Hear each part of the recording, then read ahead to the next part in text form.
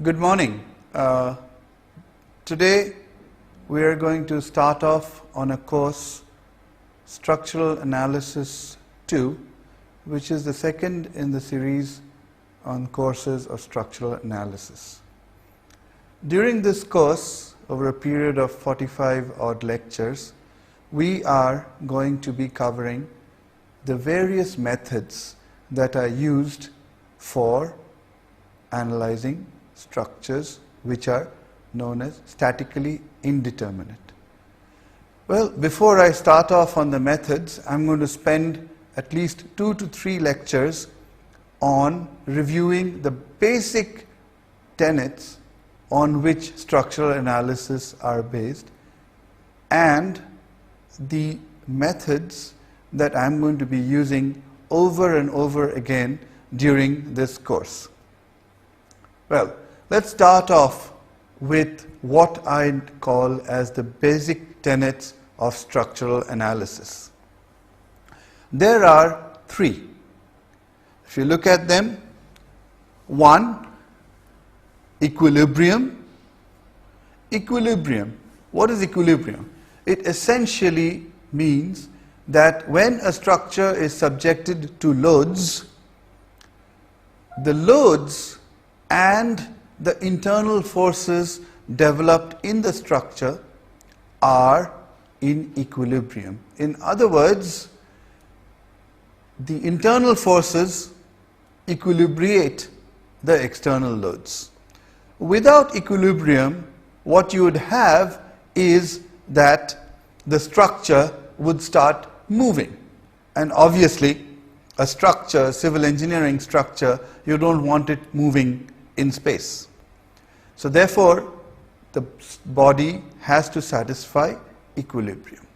The second one, kinematics. What is kinematics?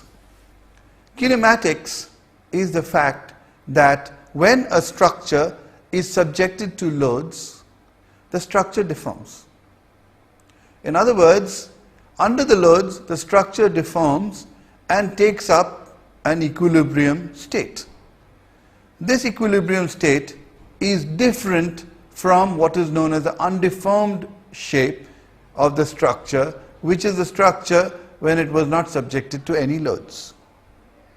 Now, this displaced shape, the structure, the displacements in the structure, and the strains that are developed due to the deformation in the structure have to be compatible with each other.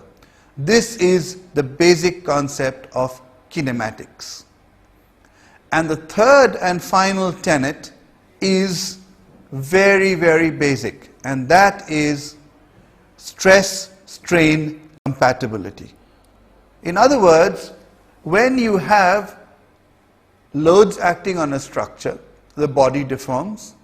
Due to the deformation of the body, strains are set up various points in the structure, and because of the strains, stresses are developed, and these stresses are what are essentially the internal forces developed in the body. Now, the stress and strain have to satisfy the compatibility condition or the stress-strain relationship. For example, you know the elastic stress-strain relationship, which is governed by the Young's modulus. The stress is given in terms of Young's modulus into strain. This is the simplest kind of stress-strain compatibility that we can discuss. In this course, I shall be essentially referring to only linear structures. What do linear structures mean? In other words, the relationship between the stress and strain is linear, which, if you really look at it, is something in this form. Sigma, the stress, is proportional to this strain. This proportionality is linear. This is what I'm going to be looking at during this course. Okay. So therefore, to just review, A structure has to satisfy equilibrium, it has to satisfy kinematics, and it has to satisfy stress-strain compatibility. Without these three, your analysis will never be correct. You have to satisfy all three. We shall see later on that when we deal with what are known as statically indeterminate structures, I'll spend a little bit of time in the next lecture talking about what do I mean by a statically indeterminate structure. But let's assume that we know what a statically indeterminate structure is. So when you want to analyze a statically indeterminate structure, you have to satisfy equilibrium, kinematics, and the stress-strain compatibility.